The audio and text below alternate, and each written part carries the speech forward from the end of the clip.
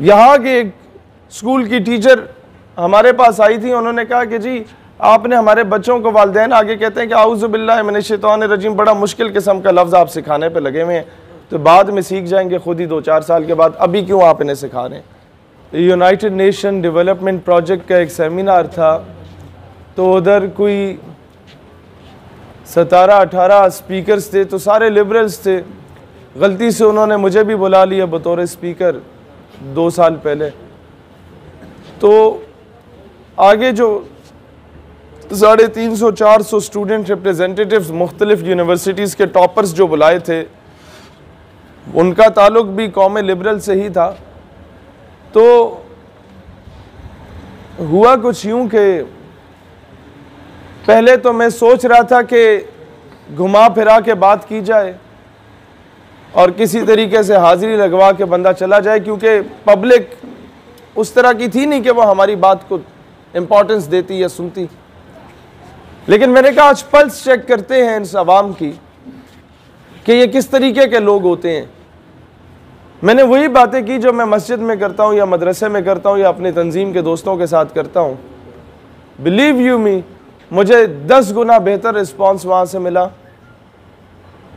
और जब मैं वहाँ से जाने लगा तो वो मॉड स्कॉट्स ख़वातीन भी वो ऑटोग्राफ जब लेने आई, मैंने कहा बहन तुम्हारा तो हुलिया बता रहा है कि तुम्हारा नज़रिया उस लिबरल साहब जो मुझसे पहले ख़िताब कर रहे थे उनसे मिलता जुलता है, तो आप मुझसे ऑटोग्राफ क्यों ले रही हैं।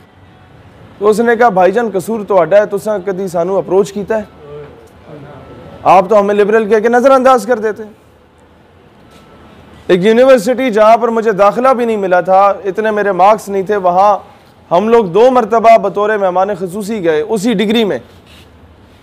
वहाँ पर 1000 एंड अबव मार्क्स लेने वालों को पूरे पाकिस्तान की क्रीम को इकट्ठा किया जाता है। वहाँ जब हम महफ़िल गुफ्तगू हुए तो पब्लिक से, उस अवाम से, उन नौजवानों से अल जिहाद की सदाएं बुलंद हुई। एक अजीब सी कपकपी तारी थी पूरी यूनिवर्सिटी की एडमिनिस्ट्रेशन पे कि ये होने क्या जा रहा है यहाँ पर। तब मुझे अंदाजा हुआ कि इश्क रसूल की कैफियत हर मुसलमान के दिल में राख में दबी चंगारी की मानंद मौजूद है। कसूर हमारा है कि हमने आज तक उसे हवा ही नहीं दी कि वो शोला बन के भड़क उठे। हम लोगों ने उन जगहों पे जाके उन्हें अप्रोच ही नहीं किया। और लिबरल माफिया इसी तरीके से बैरूनी ताकतें उनमें घुसी हैं और उन्होंने पूरे सिस्टम को हाईजैक किया है। आपके मुस्तकबिल का आर्मी ऑफिसर वहां से निकल रहे। जब मैं किसी कॉलेज के टॉपर्स की क्लास में जाके पूछता हूं कि जनाब आप में से कितनों को पता है कि फ़लस्तीन हमारा किबला अव्वल था, तो वो पूरे इलाके के टॉपर्स में से 50 में से 3 बच्चों में और दूसरी क्लास में 50 में से 5 बच्चियों में से यह जवाब आता है कि सर हमें पता है, बाकियों को इस बात का इल्म नहीं होता। और ये वो टॉपर्स हैं जो मुस्तकबिल में आपके आर्मी ऑफिसर होंगे, जो मुस्तकबिल में आपके असिस्टेंट कमिश्नर होंगे, जो मुस्तकबिल में आपके MNA होंगे, जो मुस्तकबिल में आपके मिनिस्टर होंगे, जो मुस्तकबिल में आपके साकिब निसार जैसे टाइप के जज होंगे।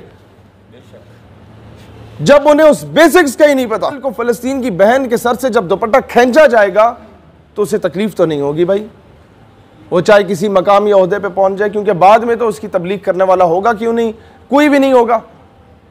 वालिदैन बरी ज़िम्मा है, 8000 हम फीस देते हैं अपने बच्चे की, स्कूल जाने बच्चा जाने। टीचर अगर ज़रा सी दाएं बाएं बात बताए, ये OA लेवल्स के स्कूल्स के जो टीचर्स हमारे पास कोई नज़रियाती लोग आते हैं, वो कहते हैं कि हम अपने बच्चों को ज़रा सा भी इस्लाम के बारे में बताएं ना तो बच्चा आगे से बोल पड़ता है सर आप को फिजिक्स पढ़ाने के पैसे दिए जा रहे हैं। वालिदैन आगे शिकायत देते हैं कि जनाब हमारा जो बच्चा है वो बड़ी मेंटल स्ट्रेस फील कर रहा है, आपने उसे मॉरल और एथिकल वैल्यूज़ क्यों पढ़ा दी हैं।